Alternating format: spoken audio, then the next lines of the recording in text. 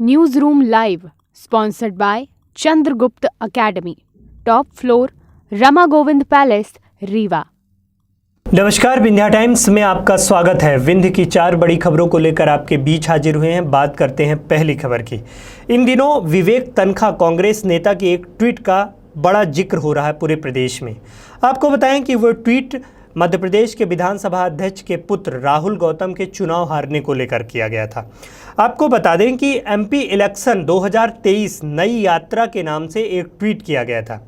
Tweet में लिखा गया कि मध्य प्रदेश के विधानसभा अध्यक्ष गिरीश गौतम के पुत्र राहुल गौतम वार्ड क्रमांक 27 से चुनाव हार गए हैं और उसमें लिखा गया कि जिससे भाजपा के एक गुट में खुशी की लहर देखी जा रही है।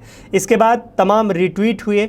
इसमें कांग्रेस के बड़े नेता, दिग्गज नेता कहे जाने वाले विवेक तनखा ने कमेंट किया और उन्होंने लिखा कि कॉमरेड गौतम जी, माननीय स्पीकर एमपी विधानसभा कभी भाजपा की विचारधारा के थे ही नहीं। सीधे तौर पर कटाक्ष करते हुए कहा कि भाजपा की विचारधारा से थे ही नहीं। आगे उन्होंने लिखा कि मात्र पार्टी के मेंबर हैं। एमपी में शिवराज की और भाजपा के विरुद्ध लहर है। 2023 की गिनती शुरू हो चुकी है। इस ट्वीट के अलग अलग मायने निकाले जा रहे हैं। तमाम ये इस ट्वीट को वायरल किया जा रहा है। गिरीश गौतम के पुत्र राहुल गौतम, विधानसभा अध्यक्ष के पुत्र राहुल गौतम की हार को लेकर तमाम तरह के ट्वीट शुरू हुए। सोशल मीडिया पर तमाम तरह के कमेंट्स किए गए। इसके बाद जब यह जानकारी देते हुए एमपी इलेक्शन 2023 नई यात्रा में ये ट्वीट किया जाता है, तो ट्वीट के बाद इसमें रिट्वीट पीसी शर्मा ने भी इसमें रिट्वीट करते हुए लिखा कि मुख्यमंत्री शिवराज सिंह चौहान की उल्टी गिनती शुरू हो गई, भाजपा की उल्टी गिनती शुरू हो गई। लेकिन विवेक तनखा ने उनके पर व्यक्तिगत कमेंट भी करते हुए कहा कि वह कभी भाजपा की विचारधारा के थे ही नहीं, वह केवल पार्टी के मेंबर हैं। और जिसको लेकर पूरे प्रदेश में चर्चा है। इस ट्वीट को जगह जगह वायरल किया जा रहा है, अलग अलग पोस्ट की जा रही हैं। लेकिन अब इसके अलग अलग मायने निकाले जा रहे हैं, क्योंकि यह एक बड़ी हार मानी जा रही है मध्य प्रदेश के विधानसभा अध्यक्ष गिरीश गौतम के पुत्र राहुल गौतम की, और जिस पर वार्ड 23 रीवा जिला पंचायत की है सीट, जिसमें पूरे प्रदेश की नज़र बनी हुई थी। और इस पर अब विवेक तनखा के द्वारा किया गया ट्वीट अलग अलग जगह वायरल हो रहा है। बात करें दूसरी बड़ी खबर की, तो दूसरी खबर सतना जिले से है, जहाँ पर जो पंचायत चुनाव के नतीजे आए उसको लेकर सरगर्मियां बढ़ी हैं। जिस तरह रैगांव उपचुनाव में विधानसभा का टिकट मांगने वाले जुगल किशोर बागरी के पुत्र, यानी पूर्व मंत्री के पुत्र बेटे बहू सतना जिला पंचायत के चुनावी मैदान में चुनौती खत्म हो गई है। आपको बताएं कि दोनों अपने अपने वार्डों से चुनाव हार गए। दोनों के दोनों चुनाव हार गए। इन दोनों वार्डों में चुनाव में दशकों से रैगांव क्षेत्र में राजनीतिक स्थापित कर रहे बागरी परिवार के राजनीतिक कैरियर पर ब्रेक लगा दिया है, क्योंकि ये विधानसभा में जब उपचुनाव हुए रैगांव में, तो पार्टी के दावेदार के तौर पे माने जा रहे थे। इन वार्डों में चुनाव हारने के बाद बागरी परिवार से प्रत्याशी उपचुनाव में भाजपा टिकट के लिए न केवल दावेदार थे, बल्कि उन पे खामोश बगावत भी भाजपा में देखी गई थी, जिसकी शिकायत भी प्रत्याशी ने ऊपर यानी प्रदेश आला कमान से की थी। आपको बताएं कि प्रथम चरण का जिस तरह का मतदान 25 जून को हुआ, उसमें मतगणना हुई। इसके बाद जिला पंचायत के वार्ड 26 में से 9 वार्डों में मतदान हुए, जिनमें से 3 वार्ड सोहाबल, 2 वार्ड उचेहरा और 4 वार्ड मझगमा जनपद पंचायत के थे। जिला पंचायत सतना की चुनावी लड़ाई में वार्ड क्रमांक 1 और 2 से हुए प्रतिष्ठित मुकाबलों के बीच स्वर्गीय पूर्व मंत्री जुगल किशोर बागरी के बड़े पुत्र और रैगांव के उपचुनाव में भाजपा टिकट की दावेदारी कर रहे पुष्पराज बागरी और सुभाष बुनकर ने पराजित कर दिया उन्हें। और इसी तरह भाजपा नेत्री रानी बागरी के पति नत्थू बागरी भी मैदान में थे और वो भी चुनाव हार गए।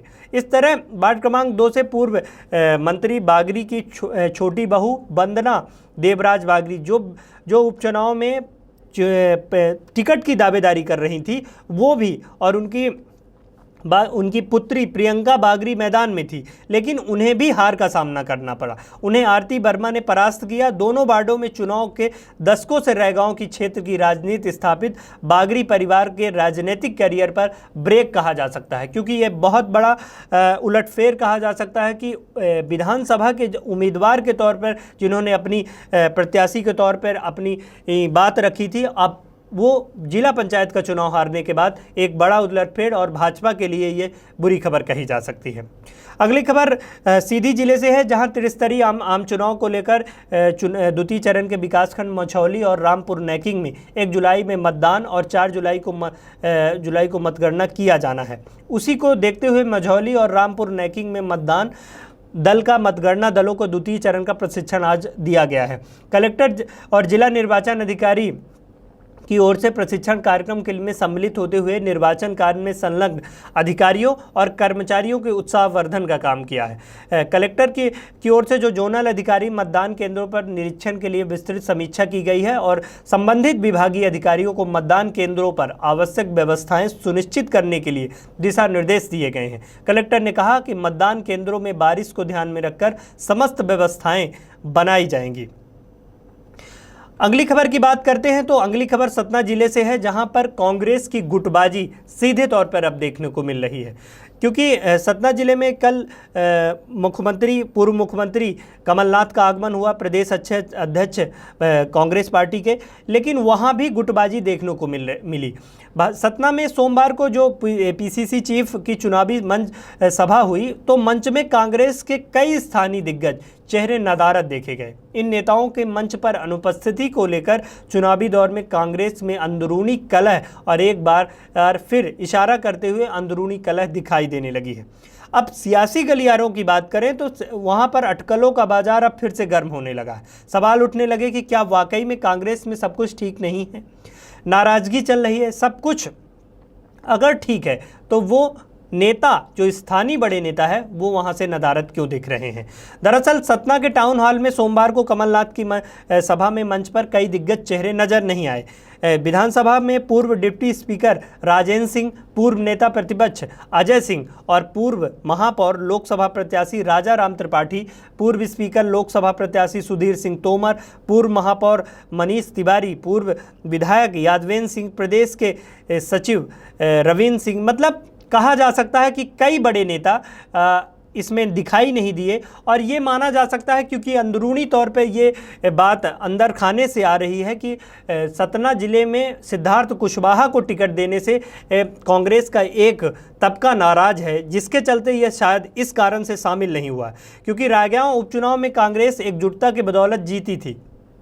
तब जनता के बीच यह मैसेज गया था कि सब कुछ अब ठीक है और गुटबाजी अब नहीं है। लेकिन सोमवार को जो पीसीसी अध्यक्ष कमलनाथ की सभा हुई, एक बार फिर कांग्रेस की गुटबाजी देखने को मिली है। तमाम खबरों के लिए देखते रहिए विंध्या टाइम्स। बहुत बहुत धन्यवाद। News room live sponsored by Chandragupta academy, top floor, Rama Govind palace, Rewa.